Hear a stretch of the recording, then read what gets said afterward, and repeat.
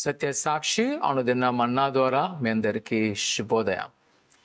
నేటి యొక్క వాగ్దానము యోబు గ్రంథము 34వ అధ్యాయం 21వ వచనం. ఆయన వారి నడకలన్నీ కనిపెట్టి చూచున్నాడు. ప్రియా సహోదరి సహోదరులారా, మనందరము కోరుకుంటాం దేవుడు మనలను ఆశీర్వదించాలని. దేవుడు మనకు ఆశీర్వదించాలంటే ఆయన కూడా మన నుంచి ఒకటి కోరుకున్నాడు.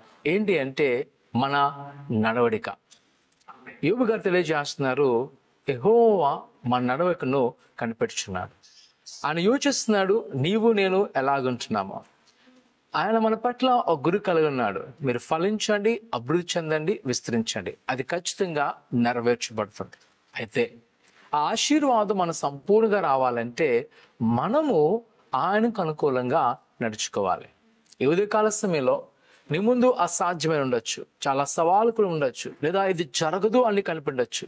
కానీ దేవుని యొక్క వాక్యం ద్వారా నేను ఖచ్చితంగా చెప్తున్నాను, ఆయన నెరవేర్చే దేవుడు, ఆయన బలపరిచే దేవుడు. అయితే మన నడువను సరి చేసుకుందాం. మనం ఎలా నడుస్తున్నాం, ఎలా ఆలోచన చేస్తున్నాం, ఏ లోకపరంగా ఉన్నావా, ఏ భూ సంబంధంగా ఉన్నావా, లేదా దేవునికి అనుకూలంగా ఉన్నావా? అదే దేవుడు నీ పట్ల నా పట్ల చూడబోతున్నాడు. ప్రార్థన చేసుకుందాం. పరిశుద్ధుడా, ఘనమైన దేవానికి కొన్నాళ్ళు. నేను ఇదే కాల సమయంలో నీ బిడ్డలు మీరు జ్ఞాపకం చేసుకోండి. ఎదుగోనైనా వారు కోరుకున్నారు వారి జీవితంలో బంధకాలు విడుదల కావాలని, వారు అనుకుంటున్నారు వారు ఆశ్రయించబడాలని. అయితే అదే సమయంలో వారు నీ పట్ల ఓ మంచి మార్గం వెళ్ళటకు సహాయం దయచేయండి. వారికి దోషాలు క్షమించండి. వారు చేసిన పాప జీవితం విడిచిపెట్టినా నీ వైపు సహాయం చేసి నడిపించమని యేసు అడుగుతున్నాం తండ్రి. ఆమేన్. ఆయన నుండి ప్రభువును బలపరచును గాక. ఆమేన్.